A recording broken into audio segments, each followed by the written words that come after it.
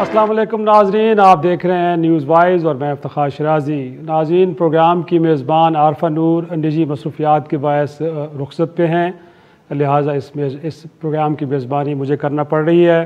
नाजरीन, मौजूदा हुकूमत में तब्दीली की बात ना हो, ये कैसे मुमकिन है? यकीनी तौर पर ये हुकूमत आई तब्दीली के स्लोगन के साथ थी, और ये एक ऐसी तब्दीली का आज हम जिक्र करेंगे जो पिछले 3 साल से मुसलसल अप्रैल के महीने में रोनुमा हो रही है नाजरीन, और लगता है एक पैटर्न सा बन गया है। मेरी मुराद वफाकी काबीना में रद्दोबदल से है, और आज यकीनी तौर पे एक ऐसा ही एक वाक़या हुआ है जिसमें काबीना में हमने देखा है कि बड़े पैमाने पे तब्दीलियाँ की गई हैं। चंद हफ्ते पहले देखा यह गया था कि साबिक वज़ीर ख़जाना हफीज़ शेख साहब के जो सेनेट का इलेक्शन नहीं जीत पाए और बिलाखिर उनको वजारत ख़जाना से भी रुखसत होना पड़ा, लेकिन उस वक्त स्टेटमेंट यह है हुकूमत के सामने कि बुनियादी तौर पे वो महंगाई को कंट्रोल नहीं कर पाए, लिहाजा उनसे वो कलमदान वापस ले लिया गया।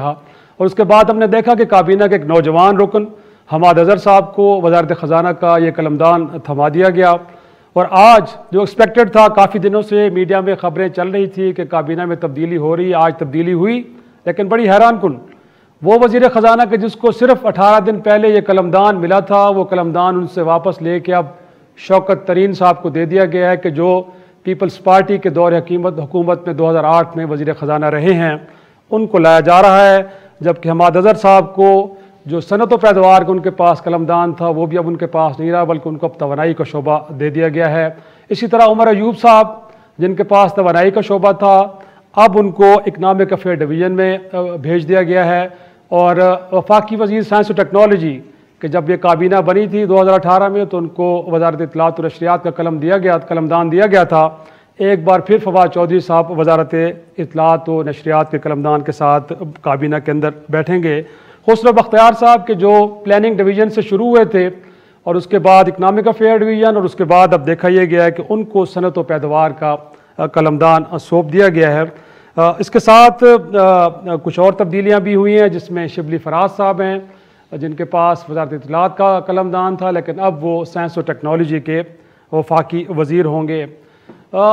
हम तो ये कर सकते थे नाजरीन कि आज के दिन हुकूमत को और अपोजिशन को बिठाते और उनसे पूछते कि ये क्या हो रहा है, लेकिन क्योंकि हुकूमत की कारकर्दगी पिछले 3 साल से उसको भी डिबेट करना मकसूद था, तो हमने कोशिश ये की है कि क्यों ना कुछ न्यूट्रल एम्पायर से एक तज्जिया लिया जाए ताकि ओपिनियन सामने आए। तो आज हमारे साथ ऑनरेबल पैनल है मौजूद। मज़हर अब्बास साहब बड़े सीनियर सहाफ़ी हैं, तज्ज़ियाकार हैं, बहुत शुक्रिया सर आपका। इम्तियाज़ गुल साहब हमारे साथ हैं, आप भी सीनियर तज्ज़ियाकार हैं, सहाफ़ी हैं। और मुजाहिद बरेलवी साहब, बड़ी जानी मानी शख्सियत मीडिया की, आप भी हमारे साथ हैं। मज़हर साहब, क्यों ना गुफ्तगू का सिलसिला आपसे शुरू करूँ सर। अब लगता ये है कि काबीना में तब्दीलियाँ तो कोई सरप्राइज़ नहीं है, पिछले अरसे में इतनी कुछ हुई हैं। चौथी बार वज़ीर ख़जाना आ रहे हैं, इस दौरान काबीना के जो दीगर अरकान उनके कलमदान तब्दील किए गए, क्यों बाहर गया फिर अंदर आया। लेकिन ये जो 18 दिन बाद हमाद अज़हर साहब से वजारत ख़जाना का कलमदान वापस ले लिया जाना, क्या लगता है? और बाकी जो फैसले हैं खान साहब के, आपको क्या लगता है? उनका बयानिया तो ये है कि गोया के वो हर पोजीशन के ऊपर एक बेहतरीन आदमी को लाना चाहते हैं। तो क्या उसी एक नज़रिए और कुलिये के तहत ऐसा किया गया है, या आपको कुछ और मामले भी लगता है कि जिनके पीछे कार फरमा है? शुक्रिया शिराजी साहब, क्योंकि अक्सर Imran Khan cricket terminologies use करते हैं, और अभी भी आपने जो शॉट सुनवाया कि जी एक कप्तान वो होता है जो मुसलसल अपनी टीम को में तब्दीली करता रहता है ताकि वो जीत जाए। अब पिछले 2.5 साल से वो यही कर रहे हैं। तो अगर एक कप्तान इतनी मरतबा तब्दीलियाँ करता है और उसके बावजूद भी रिज़ल्ट नहीं आता, तो फिर फेलियर कप्तान का होता है, फिर फेलियर टीम का नहीं होता। अब जहाँ फेलियर्स हैं असल में, वहाँ तो तब्दीली इमरान खान लाने को तैयार नहीं है। जैसे पंजाब है, पंजाब में आप कुछ भी कह लें, पार्टी के अंदर कोई भी कुछ कह ले, लेकिन वो चीफ मिनिस्टर को तब्दील करने को तैयार नहीं है। तो जहाँ तब्दीली की बात आती है, जहाँ लोग इंसिस्ट करते हैं, पार्टी के अंदर इंसिस्ट करते हैं कि आप यहाँ भी तब्दील करके देखें, इसके नताइज हमें अच्छे नहीं आ रहे, लेकिन वो उस पर तैयार नहीं है। जहाँ कोई प्लेयर अच्छा परफॉर्म कर रहा था, यानी परवेज़ खटक साहब खैबर पख्तूनख्वा में, उन्होंने एक तारीख रकम की थी कि उन्होंने पहली मरतबा खैबर पख्तूनख्वा में ये हुआ कि किसी पार्टी ने सेकंड टाइम ना सिर्फ ये कि इलेक्शन जीता, बल्कि ज़्यादा मेजॉरिटी से जीता, उधर से उनको हटा दिया। तो अब इसको क्या समझा जाए? अगर मैं उन्हीं की टर्मिनोलॉजी में इस्तेमाल करूं कि जो प्लेयर परफॉर्म कर रहा है, अगर आप उसको भी हटा दें, उसके नताइज जो है, अब खैबर पख्तूनख्वा में महमूद खान कुछ मेरा ख्याल है डिस्कस भी नहीं होता। तो अब इसी तरीके से आप ये इनकी कैबिनेट का रीशफल देख लें। एक इतना तो खैर पाकिस्तान के ख़जाने में इतनी रकम नहीं है जितने वजीर तब्दील कर दी हैं। यानी आप मुसलसल तजुर्बा जो है, सबसे जो आपका चैलेंजिंग है वो पाकिस्तान की मईशत है। अब एक मिनिस्टर जब 4-2.5 साल में आप 4 फाइनेंस मिनिस्टर लेकर आएंगे, तो कोई भी फाइनेंस मिनिस्टर जो है वो सही मानों में काम कैसे कर सकेगा? और इससे होता क्या है, क्योंकि ये सियासत है, ये क्रिकेट नहीं है, इससे होता ये है कि गैर यकीनी की सूरत हाल जन्म लेती है। आप देख लें कि 4 आईजीज़ तब्दील हो गए, 5 चीफ सेक्रेटरी तब्दील हो गए, दर्जनों मरतबा कैबिनेट रीशफल हो गई। इससे इंप्रेशन ये जाता है कि जो ब्यूरोक्रेसी है वो स्ट्रांग होती है, वो कहती है कि ये कोई भी मिनिस्टर जो है वो सही मानों में चल ही नहीं पा रहा। इंफॉर्मेशन मिनिस्टर अब ये दोबारा आए हैं, फवाद चौधरी साहब, आपने हटाया क्यों था? उससे पहले क्यों आप लाए थे? तो क्लैरिटी नहीं है। मुझे लगता यह है कि इमरान खान साहब के अंदर वो क्लैरिटी नहीं है कि गवर्नमेंट को किस तरीके से रन किया जाए, किन के तरीके से रन किया जाए। तो ये जो प्रॉब्लम है, इसको उन्हें एड्रेस करना पड़ेगा। अभी भी शौकत तरीन साहब को 6 महीने में आपने, या तो उनको आप सेनेटर बनाएंगे, कौमी असम्बली में लाएंगे, वरना आपको 6 महीने में एक और मिनिस्टर चाहिए होगा। तो अहमद अजहर ने तो अभी काम शुरू किया था, आपने उनको क्यों तब्दील किया? और किसी को अगर खराब परफॉर्मेंस पे आप हटा रहे हैं तो वजह तो बताएं कि इनकी परफॉर्मेंस कहाँ खराब है। यकीनन पॉइंट टेकन सर, बिल्कुल आप ठीक कह रहे हैं कि कम से कम एक चार्जशीट आनी चाहिए कि किस बुनियाद पे, जिस तरह हफीज शेख के बारे में बहरहाल एक स्टेटमेंट आई कि शायद उनको परफॉर्मेंस की बुनियाद पर। मुझे ऐसा, मैं आपकी तरफ आऊँगा, क्या लग रहा है जिस तरह मजहर साहब कह रहे हैं कि कोई क्लैरिटी नहीं है उनकी पॉलिसी के अंदर, ये वाकई कोई क्लैरिटी का इशू है या कहीं और से भी कुछ डिमांड्स आती हैं, सिलेक्शन कहीं और होती है और खान साहब को सिलेक्शन के साथ जाना पड़ता है? प्रॉब्लम कहां पे आ रही है सर, आपको क्या लगता है? देखिए, अगर आप सादा और अगर सिर्फ मौजूदा हालात को सामने रखते हुए बात करें तो मजहर अब्बास दुरुस्त कह रहे हैं। लेकिन मुझे ये बताइए कि पाकिस्तान की सियासी तारीख में जो पार्टी का कायद होता है, जो प्राइम मिनिस्टर होता है, कामयाब हो तो क्रेडिट उसे जाएगा, नाकाम हो तो उसको फिर सजा भुगतनी पड़ेगी। आज क्या आपको पता है जुल्फकार अली भुट्टो के इंफॉर्मेशन मिनिस्टर कौन थे? मिनिस्टर ऑफ इंडस्ट्री कौन थे? मिनिस्टर ऑफ, मैं गिनाता चले जाऊं कि कौन मिनिस्टर होते थे, मुझे तो आज याद नाम नहीं। लोग ये साइंस एंड टेक्नोलॉजी के मिनिस्टर कौन थे? लेकिन जो भी कारनामा है, चाहे साइंस टेक्नोलॉजी का हो, चाहे जागीरदारी का खत्म करने का हो, क्या वो भुट्टो साहब ही को जाता है। आपको याद है कि शरीफ या बेनजीर भुट्टो के शायद 1-2 नाम तो मुझे याद हों, लेकिन इनके कौन थे? अगर शरीफ कामयाब हुए या नाकाम हुए तो उन्हें क्रेडिट, बेनजीर हुए तो हुए। इसलिए कि इमरान खान ये समझते हैं, कल अगर इमरान खान नाकाम होते हैं और उनको, और यानी जो इस वक्त जो तजर्बे कर रहे हैं और जिसमें ना तजर्बाजी के सबब कर रहे हैं, और ये वो जो कप्तान की टर्म इस्तेमाल करते हैं, शायद उनका एक पस मंजर ऐसा है कि वो ये करते हैं क्योंकि उन्होंने क्रेडिट भी एज ए कप्तान लिया था और 2.5 साल उन्होंने गुजार भी दिए हैं। तो जब इलेक्शन फेस करेंगे तो कौन करेगा? क्या फवाद चौधरी करेंगे? क्या शिबली फराज करेंगे? ये तो बात ठीक है, इनकी कोई हैसियत ही नहीं है, जिस तरह माजी में मिनिस्टरों की नहीं होती थी। मैंने बताया ना कि आप पास के जरा मिनिस्टरों के मुझे नाम ही बता दीजिए, चीफ मिनिस्टरों के नाम बता दीजिए, जो सूबों के उस जमाने में होते थे। भुट्टो साहब के नाम याद है आपको कि होती होता था और कौन होता था, कल्लात होता था, पंजाब का कौन होता था, नवाब होता था। तो मकसद ये है कि अगर खान साहब जो कुछ कर रहे हैं, मैं और आप तो नहीं पूछेंगे। अब आप ये कहें जी आपने PFU का सदर फला बट्टे को ही क्यों बना दिया भाई? अब वो उनसे अब आप ये मतलब बात से पूछिए ना कि वो कहेंगे भाई आप कौन होते पूछने वाले, आप तो बाहर के आदमी हैं। मकसद ये कि आप, इमरान खान कप्तान है, प्राइम मिनिस्टर हैं, पार्टी के सरबराह हैं, वो समझ रहे हैं, उन्हें ये राइट है। अब हाँ, उनकी पॉलिसियों को क्रिटिसाइज हम करेंगे कि उनकी गलत थी। उन्होंने ये नहीं कहेंगे जी इसको ला के उसको क्यों लिया है, उसको क्यों लाए, आपसे पूछ के लाएं। जब आपसे हम नहीं पूछते, आपके क्या एडिटर से पूछा जाता है आपने ये खबर इसलिए यहाँ फ्रंट पेज पे क्यों लगाई, ये तो बैक पेज की खबर थी, आपने आज ये कवरेज इस तरह क्यों दी, इसको इजाजत दी? तो हम लोग जो ये एक बैठकर, मुझे अगर आप दे रहे हैं तो मुझे सॉरी टू से, मैं तो इस काबिल नहीं समझता कि ये कहूँ कि जी खान साहब के ये वजह क्यों बदल दिया, इसको क्यों लिया, ये पील पार्टी का था। तो सॉरी टू से, मैं जरा एक दूसरा पॉइंट ऑफ व्यू दे रहा हूँ जो शायद हो सकता है पॉपुलर ना हो, ये बात कहना आसान है कि क्यों कर रहे हैं, लेकिन मैं तो ये समझता हूँ कि खान साहब का पूरा क्रेडिट है, क्योंकि बाद में गर्दन उनकी पकड़ी जाएगी, अकाउंटेबल वो होंगे, अवाम को फेस वो करेंगे, पार्टी के अंदर भी अवाम के अंदर भी। शिराजी साहब बिल्कुल बिल्कुल ठीक है, लेकिन इम्तियाज साहब आपकी तरफ ये नुकता लेके आऊंगा। यकीनन इसमें कोई शक नहीं है कि हमेशा प्राइम मिनिस्टर को याद रखा जाता है कि उनकी परफॉर्मेंस कैसी थी, टीम को कोई याद नहीं रखता। बट जो फैसले होते हैं सर, जिस तरह मदर साहब ने भी कहा कि अगर फवाद चौधरी साहब वजारत इत्तलात के लिए दुरुस्त आदमी थे तो फिर उनको हटाया क्यों किया? और फिर एक शख्स को अगर एक वजारत के अंदर कोई साल सवा साल मिले सर, 2-3 महीने तो वजारत को समझने में लग जाते हैं, तो गोया कि अगर हर एक साल बाद सवा साल बाद आपने काबीना के मिनिस्टर को एक पोजीशन से हटा के दूसरी पे लगाना है, तो एक तो ये बताएगा कि खुद काबीना के मैसेज करने की बात जरूरत नहीं है। मैंने कहा ना, जो पॉलिसी किसकी होती थी, मैं जो पास के हुक्मरानों की करूंगा, आपकी पार्टियां लिमिटेड कंपनियां हैं, फर्जवाइद की पार्टियां हैं, वही साहब। बिल्कुल बिल्कुल। तो क्या मैसेज क्या जाएगा? और साथ में इम्तियाज साहब मैं ये भी जानने की कोशिश करूंगा कि जिस तरह मजहर साहब ने अगेन एक और इंपॉर्टेंट नुकता भी उठाया है कि स्टेट मशीनरी को क्या मैसेज जाएगा, ब्यूरोक्रेसी को क्या मैसेज जाएगा कि एक शख्स 8 महीने के लिए आ रहा है, सवा साल के लिए आ रहा है, 6 माह के लिए आ रहा है, 18 दिन के लिए आ रहा है, तो क्या वो लोग फिर काम कर पाएंगे? आपको लगता है कि ये ठीक स्ट्रेटेजी है खान साहब की? देखिए, मुजाहिद बरेलवी साहब ने ना अपनी सीनियरिटी का फायदा उठाते हुए एक ऐसी बात कर दी, मेरे लिए बड़ी सहूलत पैदा कर दी है, और वो बुनियादी तौर पे ये है कि हम बतौर तजियाकार या बतौर सहाफ़ी हम इस अमर का इस्तेहकाक नहीं रखते हैं कि वज़ीर आज़म से पूछें कि आपने वज़ीर क्यों तब्दील किया है।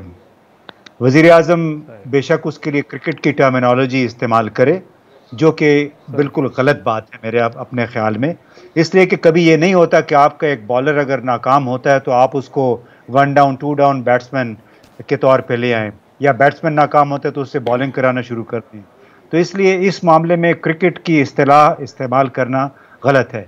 दूसरा ये कि उन्होंने तब्दील क्यों किया, इसका मैं समझता हूँ हमें कोई हक नहीं है। ये तो एक एहतसाब है, एहतसाब जिस तरह बरेलवी साहब ने कहा वो अवाम ने। साहब, क्या हम ये भी डिबेट नहीं कर सकते कि उनका जो बयानिया है तब्दीली लाने का, या कम से कम जिस बुनियाद पे वो काबीना के अंदर रद्दोबदल करते हैं गोया के परफॉर्मेंस, तो क्या हम उस बयानियों के लिए उनके जो फैसले हैं उनको तो डिस्कस कर सकते हैं कि नहीं कर सकते? नहीं, देखिए, आप मेरी बात तो पूरी, आपने मेरा तीसरा नुक्ता ही नहीं बोलने दिया मुझे। Sorry please continue sir. मैं अपना रन अप लेके आ रहा था कि तीसरे स्टेप में अभी अपना अभी मुझे वापस अपने रन अप पे जाना पड़ेगा, मार्कअप पे। तो बुनियादी तौर पे वो बिल्कुल आप ठीक कहते हैं, हमें बतौर क्रिटिक के, बतौर सहाफ़ी के, हम ये ज़रूर पूछेंगे कि उनकी परफॉर्मेंस कैसी रही है। लेकिन ये जो है ना कि वज़ीर क्यों तब्दील किया, काबीना में तब्दीलियाँ क्यों हो रही हैं, ये मैं समझता हूँ ये वज़ीर आज़म का इस्तेहकाक है, अवाम ने उनको जवाब देना है। हमने तो ये देखना है कि जो तब्दीली जो आप बात कर रहे हैं, जो तब्दीली के नारा वो लेके आए थे, वो तब्दीली ये नहीं थी कि मैंने काबीना में तब्दीलियाँ करनी हैं। वो तब्दीली ये थी कि आया जब फेडरल ब्यूरो ऑफ रेवेन्यू यानी आपकी मिनिस्ट्री ऑफ फाइनेंस में आप कोई ऐसी तब्दीली लेके आएंगे जिसकी वजह से गैर मुल्की सरमाकार पाकिस्तान आके अपनी सरमाकारी करे, तो मुख्तसर इन्हें कि वो तब्दीली नहीं आई है। आज भी कोई गैर मुल्की सरमाकार पाकिस्तान में महज इस वजह से सरमाकारी यानी ख़ास तौर पे मगरबी ममालिक से इस वजह से यहाँ पे वो रुख नहीं कर रहे पाकिस्तान का, क्योंकि हमारी जो ब्यूरोक्रेसी है जो कि अल्फाज का और आदद शुमार के गोरख धंधा बना के उसमें वज़ीर आज़म को फंसा देती है, वो किसी भी सरमाकार को 1 साल से ज़्यादा की मुस्तकिल टैक्स पॉलिसी नहीं देना चाहती, क्योंकि उन्होंने एक शिकंजे में जकड़ना होता है जो टैक्स दे रहे हैं बिजनेसमैन हैं या सरमाकार हैं। जबकि गैर मुल्की सरमाकार चाहते हैं कि कम से कम 5 साल तक के लिए उसको ये बता दिया जाए कि एक प्रेडिक्टेबल टैक्सेशन पॉलिसी है कि पहले साल में इतना टैक्स, दूसरे में इतना, तीसरे। ये नहीं हो सकता कि पहले साल में 5% और 5वें साल में वो 50% तक बढ़ चुका हो बगैर बताए हुए। ये वो बुनियादी मसला है जो वज़ीर आज़म 3 साल में आज तक नहीं कर सका है, और उसकी वजह से गैर ममालिक से कोई, हाँ, सरमाकारी ज़रूर आ रही है, लेकिन जो इतने इनके आसपास ATM थे, जो इनके फाइनेंसियर्स थे, उन्होंने मेरे ख्याल बड़ी बड़ी एजेंसियाँ ले ली हैं गैर मुल्की गाड़ियों की। नई गाड़ियों के ब्रांड ज़रूर आ रही हैं, जबकि ट्रांसफर ऑफ टेक्नोलॉजी नहीं आ रही। सही सही पॉइंट टेकन सर। एक छोटा सा ब्रेक लेते हैं, ब्रेक के बाद गुफ्तगू के सिलसिले आएंगे।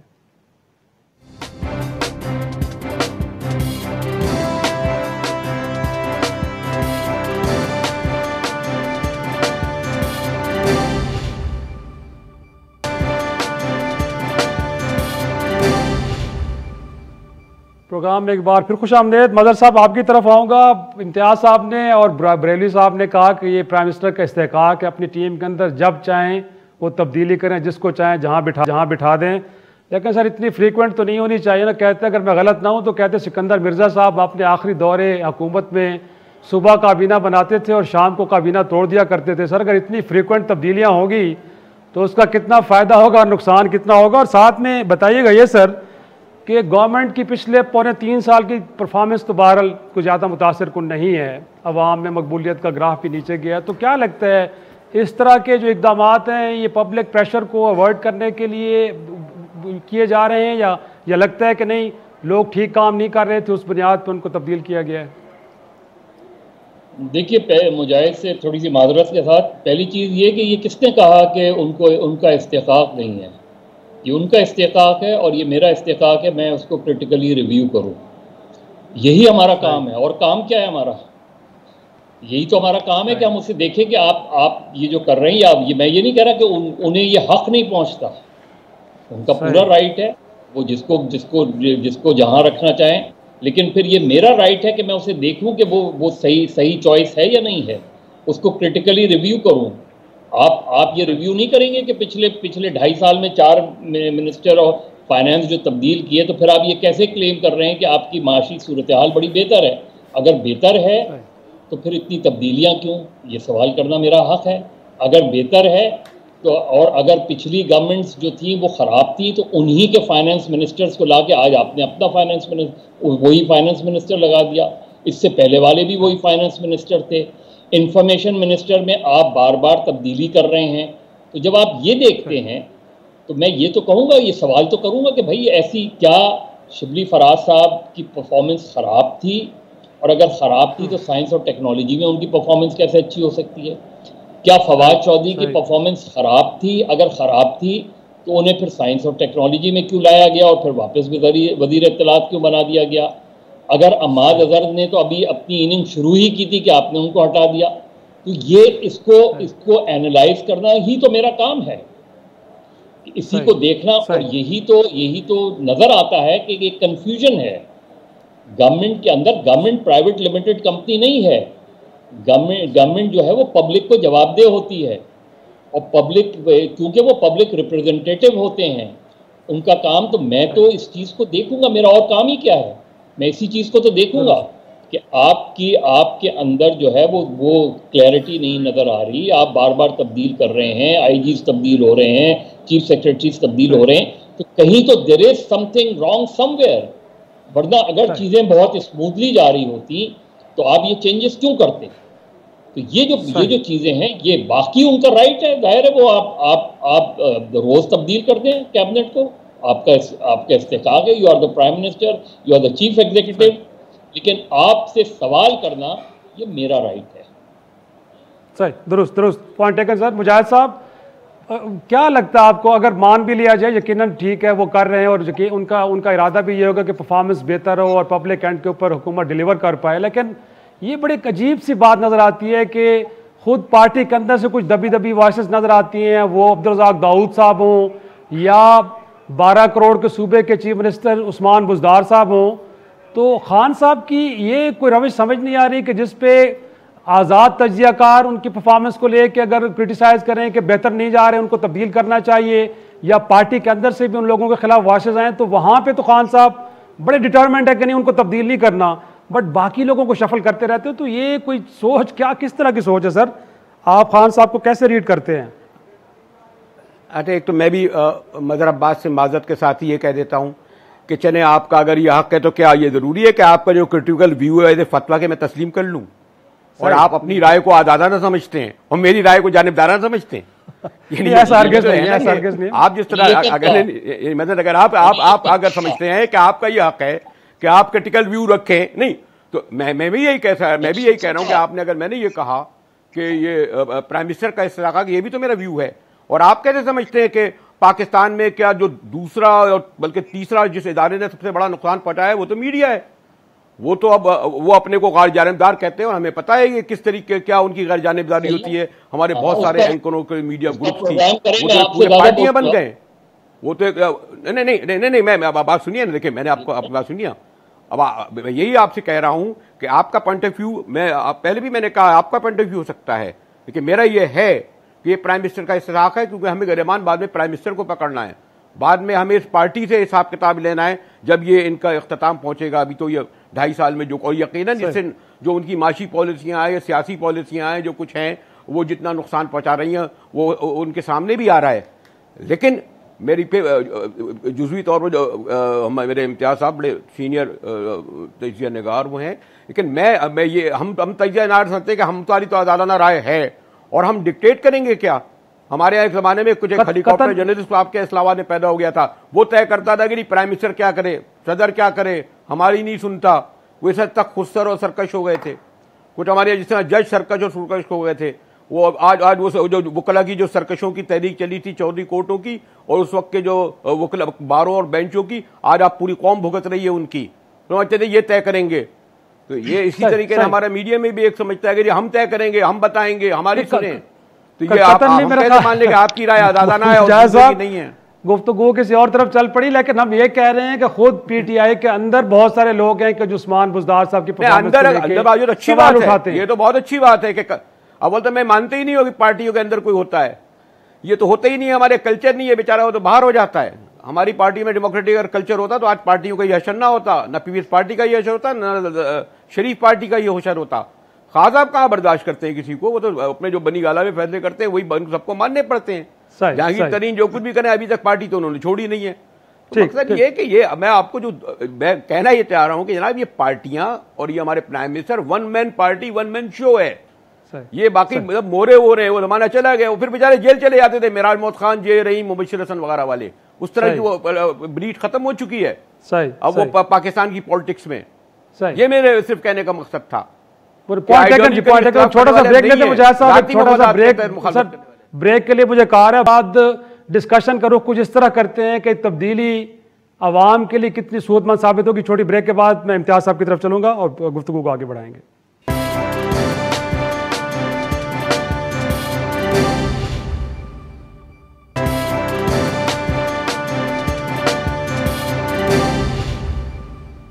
प्रोग्राम में एक बार फिर खुशामदीद। इम्तियाज साहब आपकी तरफ आऊँगा। सर, मान लेते हैं कि प्राइम मिनिस्टर ने इन गुड फेथ और एक बड़ा अच्छा फैसला किया, काबीना के अंदर लोगों की पोजीशन तब्दील हुई, लेकिन आप बतौर तजियाकार देख रहे हैं सर कि इस तब्दीली के बाद पब्लिक एंड पे कुछ हुकूमत बेहतर परफॉर्म करेगी और लोगों की मेजरीज दूर करने में मदद मिलेगी। क्या लगता है सर आपको? देखिए, हम तो उम्मीद पे ही जिंदा है, पाकिस्तान के अवाम खास तौर पे उम्मीद पे जिंदा है। हर दफ़ा वो किसी नई पार्टी को वोट दे देते हैं इस उम्मीद में कि उनकी हालत ज़ार कुछ बेहतर हो जाएगी। इस पार्टी की दौर इक़्तिदार में वाहिद जो एक अच्छाई हुई है ख़ास तौर पे ये दो सूबों में, खैबर पख्तूनख्वा में और पंजाब में, वो ये है कि यूनिवर्सल हेल्थ इंश्योरेंस, यानी हर शहरी के लिए, सूबे के हर शहरी के लिए आपने हेल्थ इंश्योरेंस दे दी है, जो कि 8-10 लाख तक का इलाज भी वो करवा सकते हैं। तो अगर मैं समझता हूँ हम इसको एक बहुत बड़ी तब्दीली ना समझें, पीपल फोकस्ड, यानी जो आवाम की खिदमत के लिए, तो वो फिर बड़ी ज़्यादती होगी। क्योंकि किस हुकूमत ने उस आम रेड़े वाले का, ठेले वाले का, खोखे वाले का सोचा कि वो भी बग़ैर कुछ सोचे समझे या फ़िक्र किए बग़ैर सीधा किसी अस्पताल चला जाए अपने इलाज के लिए। आपको पता ही होगा कि अस्पतालों के विज़िट्स भी 400 गुना उनमें ज़्यादा इजाफा हो चुका है, सिर्फ इस वजह से कि अब इलाज मुफ्त हो गया है। अब इससे कतई नज़र जो मैंने अपने पहले बात की थी कि हमारा जो वफाकी महसूलाती निज़ाम है उसमें बुनियादी तौर पर कोई तब्दीली नहीं आई। अब बहुत हम कहते हैं कि ईज़ ऑफ डूइंग बिज़नेस में हमारे कोई 22-23 पॉइंट्स की बेहतरी हुई थी आज से 2 साल पहले। उसके बाद अभी एक नई दर्जाबंदी अभी तक नहीं हुई है कि ये उससे आइडिया होगा हमें कि किस हद तक तब्दीली आई है। बाकी वो गुड फेथ में, बैड फेथ में वज़ीर आज़म क्या करता है, हमें उससे कोई नहीं है, सिर्फ ये कि उसका इम्पैक्ट क्या है। हमने उसका जो नतीजा है उसको जांचना है कि आम आवाम की ज़िंदगी पे, पाकिस्तान में जो कारोबार है, सरमाकारी है, उस पर उसका फ़र्क पड़ा है या नहीं। सही सही। और मदर साहब आप तरफ आऊँगा। इनफैक्ट अब वफाकी बजट भी कुछ ज़्यादा दूर नहीं है, जून के महीने में, और हम अप्रैल के मिड में हैं। बड़ा कम वक्त है, अगरचे शौकत तरीन साहब बड़े तजर्बाकार आदमी हैं, लेकिन आपको लगता है कि मुनासिब वक्त होगा उनके लिए कि अच्छा बजट दे पाएँ? और यकीनी तौर पे वज़ीर ख़जाना ही वो एक मेजर पोजीशन है कि जो यकीनी तौर पे अगर परफॉर्म करना बेस्ट वे में तो वही, और अगर कहीं कोई पुअर परफॉर्मेंस का एलिमेंट आता है तो शायद यही एक वजारत होती है कि जिसका बड़ा ही विजिबल इम्पैक्ट है।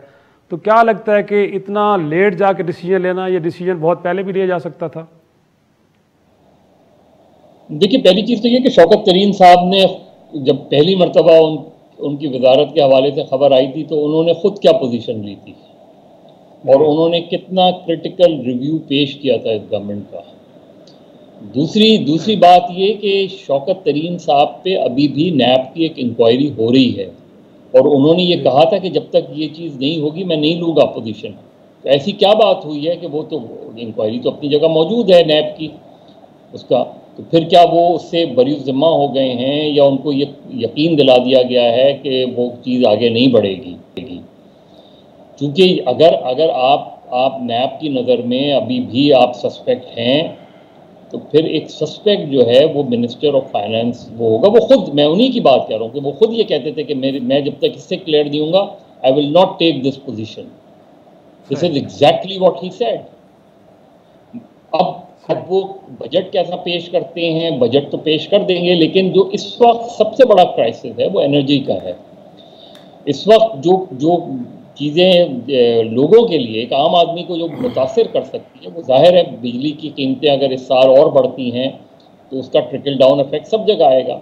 अभी जो इम्तियाज़ बात कर रहे थे वो वाकई बहुत अच्छी स्कीम है हेल्थ की, इसमें कोई शक नहीं है। सिर्फ वही नहीं, अभी देखना है कि ये हाउसिंग प्रोजेक्ट्स जो हैं, जो सस्ते घर वाली स्कीम है, इससे वाकई जो है वो लोअर मिडिल क्लास और वो फ़ायदा उठाती है, उसको फ़ायदा होता है, या ये कोई दूसरों को फ़ायदा होता है। तो अगर वाकई लोगों को अपने घर मिल गए तो ये एक बड़ा, चाहे वो 1 करोड़ ना हो, 50 लाख लोगों को भी अगर घर मिल जाए, 25 लाख लोगों को भी घर मिल जाए तो ये एक बड़ा इनिशिएटिव होगा, इसमें तो कोई शक नहीं है। लेकिन कॉन्फिडेंस कब आता है किसी गवर्नमेंट का? जब आप देखते हैं कि एक चीज़ स्मूथली जा रही है, एक चीज़ आपकी मिनिस्ट्रीज स्मूथली काम कर रही हैं और मिनिस्टर जो है वो उसका कॉन्फिडेंस होता है, वो ब्यूरोक्रेसी को भी हैंडल करने में उसको आसानी होती है। अभी क्या इंप्रेशन जा रहा है? अभी ये होता है कि जो सेक्रेटरीज होते हैं वो जब आप इतने रिशफल करते हैं तो सेक्रेटरीज ज़्यादा पावरफुल नज़र आते हैं, क्योंकि वो तो अपनी जगह रहते हैं, उनकी ट्रांसफ़र पोस्टिंग्स तो वक्त से होती है अनटिल अनलेस कोई बड़ी ऐसी बात ना हो जाए। तो ये जो एडमिनिस्ट्रेशन है, जो गवर्नमेंट है, उसका कॉन्फिडेंस जो है वो शेकन होता है जब बार बार आप तब्दीली करते हैं, क्योंकि गवर्नमेंट जो होती है वो बेसिकली चीफ सेक्रेटरी या ब्यूरोक्रेसी चलाती है, तो उसका कॉन्फिडेंस शेकन होता है कि 5 चीफ सेक्रेटरी आपने तब्दील कर दिए तो कैसे आप पंजाब में कोई रूल ऑफ लॉ या गवर्नेंस कायम कर सकेंगे। और यही कैबिनेट का मसला। बड़ा अहम नुक्ता साहब ने एक छोटी सी ब्रेक का मुझे कहा है, ब्रेक के बाद वापस आएंगे तो इस नुक्ते को आगे बढ़ाएंगे ब्रेक के बाद।